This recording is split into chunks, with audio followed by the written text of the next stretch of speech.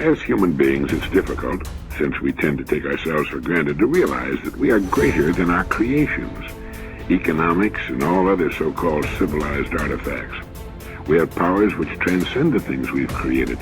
It takes something more, and that something more can be found in the statement that people are formed by their thoughts, that they become what they think. So we don't know where thoughts come from. We don't know how far down into your substructure the thoughts emerge. We don't know what processes of physiological alignment are necessary for you to speak from the core of your being. We don't understand any of that. We don't even conceptualize that, but I believe that you can feel that, and there's a lot of idea of alignment in psychoanalytic and clinical thinking. You're mostly dead wood. It's a shock. You know, and you might think, well, do you really want all of that to burn off? It's like, well, there's nothing left but a little husk, 5% of you. It's like, well, if that 5% is solid, then maybe that's exactly what you want to have happen. Ordinary just simply isn't enough. Ordinary is when you want to become average and to fit in. But to get to extraordinary, what you do is you have to consult the invisible place within yourself. And this is called your soul. The ideal of the soul is space, immensity. The one thing your soul needs is to be free. Free to expand and reach out and to embrace the infinite. Yes, the ideal of the soul is infinity. It is miserable when it is circumscribed and restricted. It is a fragment of the universal soul, which is infinite. And what we have to do in order to get to that place where we can take the keys and unlock the self-imposed prisons, or the prisons that we have given ourselves on the basis of what we have come to believe is our limitations, what we can and can't do. We have to let go of that. And I call it rewriting our agreement with reality.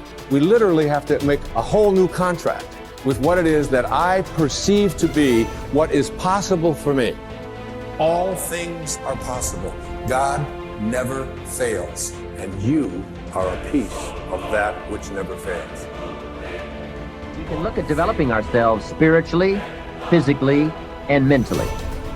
With respect to our spiritual development, this may be a major or a minor issue for you, depending on your values and your goals.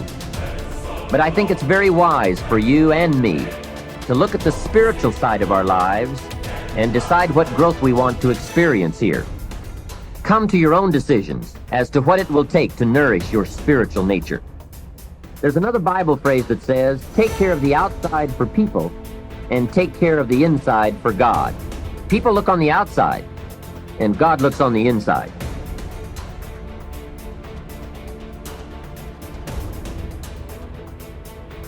Thought power, its laws and its dynamics. Thought, the architect of destiny. If the mind dwells continually upon one train of thought, a groove is formed into which the thought force runs automatically, and such a habit of thought survives death, and since it belongs to the ego, is carried over to the subsequent earth life as a thought tendency and capacity. Every thought, it must be remembered, has got its own mental image. The essence of the various mental images formed in one particular physical life is being worked out in the mental plane. It constitutes the basis for the next physical life.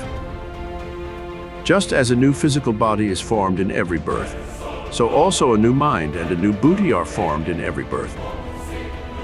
Not easy is the act of explaining the detailed workings of thought and destiny. Every karma produces twofold effect, one on the individual mind and the other on the world. Man makes the circumstances of his future life by the effect of his actions upon others.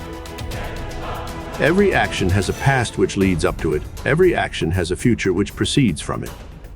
An action implies a desire which prompted it, and a thought which shaped it.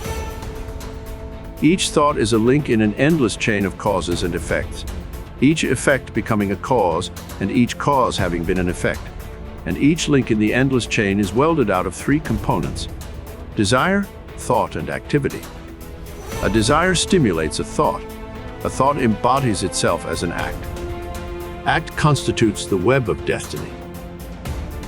Selfish coveting of the possessions of others, though never carried out into active cheating in the present, makes one a thief in a later earth life, while hatred and revenge secretly cherished are the seeds from which the murderer springs. So again, unselfish loving yields as harvest the philanthropist and the saint, and every thought of compassion helps to build the tender and pitiful nature which belongs to one who is a friend to all creatures. Sage Vasishtha asks Rama to do Purushartha, or show the prowess of self-exertion. Do not yield to fatalism. It will induce inertia and laziness. Recognize the great powers of thought. Exert. By right thinking, make for yourself a great destiny. Prarabdha is Purushartha of last birth.